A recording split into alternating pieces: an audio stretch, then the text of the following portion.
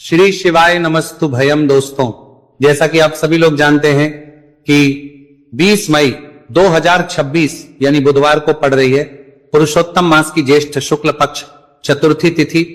और दोस्तों, यह वह तिथि है जो पुरुषोत्तम मास में पड़ने वाली सबसे बड़ी तिथि है, क्योंकि यह पुरुषोत्तम मास में पड़ने वाली है और इसका बहुत ही बड़ा और विशेष महत्व होता है।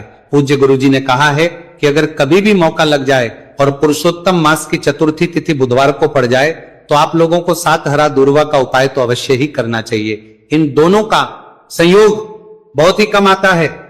इसी के साथ में गुरुजी ने अपनी शिव पुराण कथा में बताया है कि इस दिन आपको 7 दूर्वा का उपाय तो आपको अवश्य ही करना चाहिए, क्योंकि ऐसा दिन पूरे साल में सिर्फ एक ही बार आता है। और दोस्तों, आप सभी लोग जानते हो कि बुधवार का अगर सबसे बड़ा उपाय है तो वह 7 हरा दूर्वा वाला उपाय है। तो दोस्तों, इस बुधवार चतुर्थी तिथि के दिन आप लोगों को इस 7 हरा दूर्वा वाला उपाय को जरूर करना है। बहुत सारे लोग होंगे जिन लोगों ने इस उपाय को ना किया हो, मतलब पूरा साल निकल गया, उन्होंने किसी भी दिन इस 7 हरा दूर्वा वाला उपाय को ना किया हो। पर दोस्तों, आपके पास एक आखिरी मौका बचा हुआ है जो कि 20 मई के दिन है। तो इस दिन आप लोगों को इस वाले उपाय को जरूर कर लेना। भले ही आपने पूरे महीने भर इस उपाय को ना किया हो, पर अगर आपने इस पुरुषोत्तम मास के बुधवार चतुर्थी तिथि के दिन अगर इस वाले उपाय को कर लिया तो आपको इस उपाय को करने का वो फल मिलेगा जिसकी आपने कभी कल्पना भी नहीं करी होगी।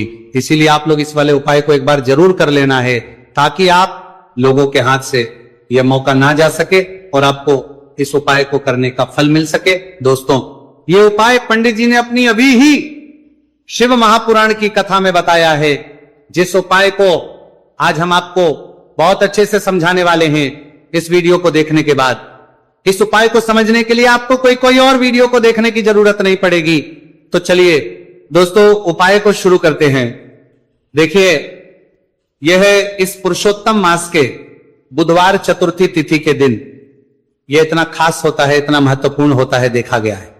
कभी कभी बड़े बड़े पूजा पाठ अनुष्ठान से जो मनोकामना पूर्ण नहीं होते, वही पुरुषोत्तम मास के बुधवार चतुर्थी तिथि के दिन एक छोटे से उपाय करने से ही आपकी मनोकामना पूर्ण हो जाती है। और बहुत सारे लोगों ने इस उपाय को किया भी है और उनको इस उपाय को करने का फल भी जरूर मिला है। अगर आप लोग भी इस उपाय को करना चाहते हैं तो आप इस उपाय को पहले अच्छे से समझ लेना, सुन लेना, उसके बाद करना।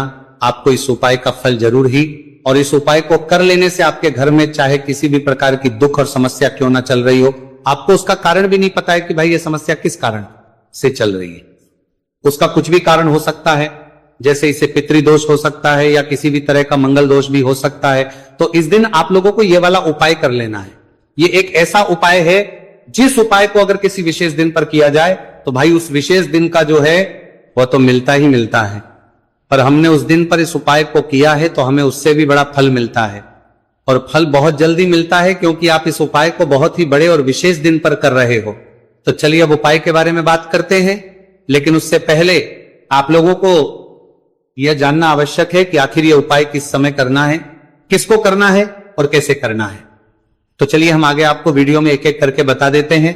उससे पहले अगर आप लोग हमारे चैनल पर पहली बार हैं तो हमारे चैनल को सब्सक्राइब करना ना भूलें, और अगर आपके पास कोई सवाल है तो आप हमें कमेंट बॉक्स में बता सकते हैं। और अगर आपको हमारा वीडियो पसंद आया है तो आप हमें लाइक और शेयर करना ना भूलें। और अगर आपको हमारे चैनल की जानकारी चाहिए तो आप हमें फॉलो कर सकते हैं। और अगर आपके पास कोई प्रश्न है तो आप हमें कमेंट बॉक्स में बता सकते हैं। पहली बार आए हैं या फिर मेरी आवाज आज पहली बार सुन रहे हैं तो हमारे चैनल को सब्सक्राइब जरूर कर लेना, और इस वीडियो को करके कमेंट बॉक्स में श्री शिवाय नमस्तु भयम ओम नमः शिवाय जरूर टाइप कर देना। तो दोस्तों, इस 7 दूर्वा वाला उपाय को हमें इस बुधवार चतुर्थी तिथि के दिन कैसे करना है, किसको करना है, किस समय करना है और कहां पर करना है, ये सारे सवालों के जवाब आपको इस वीडियो में मिल जाएंगे। और जो ये वीडियो देखेगा भाई उसको 7 हरा दूर्वा वाला उपाय जरूर करना चाहिए, क्योंकि इस दिन 7 दूर्वा का भी बहुत ही बड़ा और विशेष महत्व होता है। और जब बात आ जाए हरा दूर्वा की तो ये सोने पर सुहागा वाली बात हो जाती है, और ये एक बहुत ही बड़ा उपाय हो जाता है इस बुधवार चतुर्थी तिथि का। तो अब दोस्तों, इस 7 हरा दूर्वा वाला उपाय को आखिर करना किसको है, सबसे पहले हम लोग वो बात जान लेते हैं। तो देखो, घर की जो बड़ी माताएं बहनें होती हैं, उन माताओं बहनों में से कोई भी एक बड़ी माता बहन इस वाले उपाय को कर सकती है।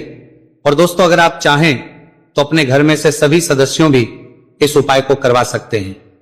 अगर किसी व्यक्ति की खुद की कोई मनोकामना है, खुद की कोई दुख और परेशानी है जो कि वह अपने लिए ही करना चाहता है इस वाले उपाय को, तो वह खुद अपने लिए भी कर सकता है।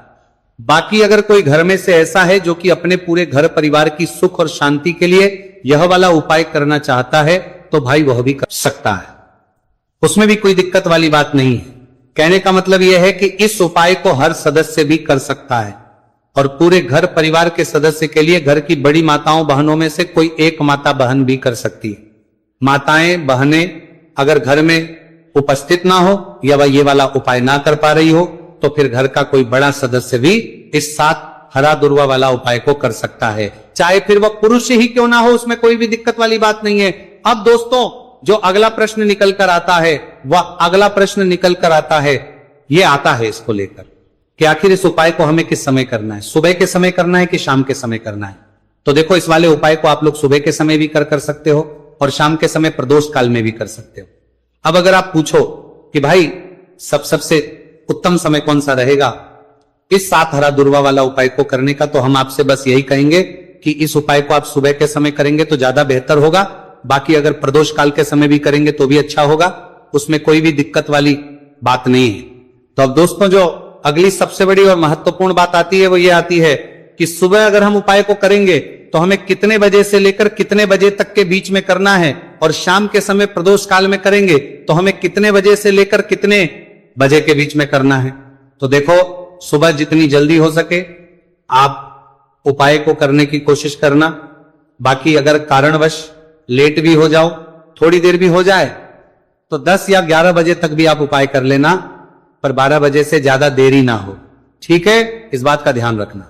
उसके बाद में दोस्तों, अगर शाम के समय प्रदोष काल की बात करें, प्रदोष काल का जो समय है होता है वो शाम के 6 बजे से शुरू हो जाता है। मतलब शाम के 6 बजे से लेकर शाम के 6 बजे से रात के 8 बजे के बीच का जो समय होता है, यह समय प्रदोष काल का समय होता है। तो इस उपाय को 7 या 8 बजे के बीच में भी कर सकते हो। मैं आप कभी भी इस वाले उपाय को कर सकते हो, उसमें कोई भी दिक्कत वाली बात नहीं है। तो ज्येष्ठ का महीना ये जो आपको धन दौलत पुण्य दोनों ही देने वाला है। ज्येष्ठ के महीने में तुलसी का पूजन करके श्री हरि विष्णु से जुड़े हुए कुछ उपाय करके आप अपने जीवन की निर्धनता, धन से जुड़ी समस्याएं, कर्जे से जुड़ी समस्याओं को हमेशा के लिए दूर कर सकते हैं। भगवान विष्णु को तुलसी अति प्रिय है, इसलिए उनकी पूजा में भी विशेष रूप से हम तुलसी का उपयोग करते हैं। और बिना तुलसी दल के, बिना तुलसी मैया के श्री हरि विष्णु की पूजा और उनका भोग दोनों ही अधूरे होते हैं। इसीलिए ज्येष्ठ के महीने में ऐसा उपायन आपको बताने वाले हैं जिसे करने से श्री हरि विष्णु की असीम कृपा आपको मिलेगी और मां तुलसी से ऐसा आशीर्वाद मिलेगा, जीवन का हर दुख, हर कष्ट, गरीबी, निर्धनता, कर्जे से जुड़ी समस्याएं, सब कुछ ही आपके जीवन से दूर हो जाएगा और सुख, समृद्धि, धन, वैभव, ऐश्वर्य सब कुछ आपको अपने जीवन में आसानी से मिलने लगेगा। तो चलिए बात कर लेते हैं कि कौन सा उपाय है, तुलसी के पौधे में कौन सी चीज आपको रखनी है और इस उपाय को किस समय करना है।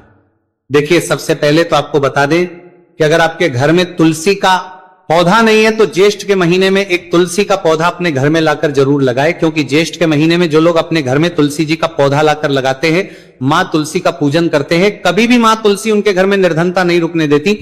हमेशा उनके घर में धन की वृद्धि होती है, धन की वर्षा होती है। तो जरूर से तुलसी का पौधा आप ज्येष्ठ के महीने में अपने घर जरूर लेकर आए और अच्छे से आपको मां तुलसी का पूजन करना है। मां तुलसी के पौधे की देखभाल करनी है। और वह कौन चीज है जो आपको तुलसी के पौधे में ज्येष्ठ के महीने 20 मई बुधवार चतुर्थी तिथि में रखना है। और कैसे ये चीज रखते ही रातों रात आपके जीवन में चमत्कार होगा और आपके भाग्य का भी आपको साथ मिलेगा। तो देखिए, इस वीडियो में जितने भी उपाय हम आपको बताएंगे सभी उपाय सरल है। देखो, गुरुजी ने कहा है कि बुधवार के दिन आपको 7 हरा दुर्वा वाला उपाय तो अवश्य ही करना चाहिए। वीडियो के अंतिम में आपको उपाय बताया है, आपको करना है। देखो आगे बढ़ने से पहले वीडियो को एक लाइक जरूर करें। देखो सबसे पहला उपाय, यदि आपके जीवन में कर्जा बहुत अधिक है, आपके जीवन में संकट बहुत अधिक रहते हैं, आपके ऊपर बहुत अधिक विपदा आ रही है, बार बार आपको अपने व्यापार में और अपने धन में हानि देखने को मिल रही है, यानी कि आपको प्रत्येक कार्य में हानि हो रही है, तो आपको ये उपाय करना चाहिए। इस उपाय को करने के लिए आपको दो चीजों की आवश्यकता होगी। सबसे पहले है, आप जानते हो, जो कि भगवान गणेश जी को समर्पित होती है, तो आपको वह हरा दूर्वा की आवश्यकता होगी, साथ ही में एक लोटा जल की आवश्यकता होगी। और आप जब भी उपाय को करें, जिस दिन भी आपको करें, तो आपको प्रातः कल सुबह ही सुबह वो करना है। इस बात का विशेष रूप से आपको ध्यान रखना है, ठीक है। तो आपको एक हरा दूर्वा लेनी है। अगर आधा हरा दूर्वा भी मिल जाती है तो भी कोई दिक्कत नहीं है, बस आपको हरा दूर्वा है। अगर ज्यादा ना मिले तो उस स्थान पर एक हरा दूर्वा भी ले सकते हैं। हरा दूर्वा आपको आसानी से कहानी पर भी मिल जाएगी। बस याद रखिएगा, शुद्ध दूर्वा, और मतलब उसे शुद्ध करके ही उपयोग में लीजिएगा, है ना। तो आपको करना क्या है, एक हरा दूर्वा या एक से ज्यादा भी हरा दूर्वा आप लोग ले सकते हैं। तो एक हरा दूर्वा अपनी ले लीजिए, एक हरा दूर्वा के साथ में आप एक लोटा जल ले लीजिए, और इन दोनों ही चीजों को लेकर शिवाजी के मंदिर पहुंच जाइए। जी के मंदिर पहुंचकर सबसे पहले आप शिवाजी के पास में बैठ जाइए। शिवाजी के मंदिर पहुंचकर सबसे पहले के पास में बैठने के बाद जो शिवाजी की शिवलिंग होगी, शिवलिंग के ऊपर सबसे पहले आपको यह दूर्वा को समर्पित करना है। दूर्वा को कुछ इस प्रकार से समर्पित करना है कि जो दूर्वा की दांडी का मुख होगा वो जलधारी की तरफ हो, जहां से जल नीचे करता है ना। और जो हरा दूर्वा का मिला हुआ भाग होगा वो अपने आप शिवाजी के पीछे की तरफ हो जाएगा, ठीक है।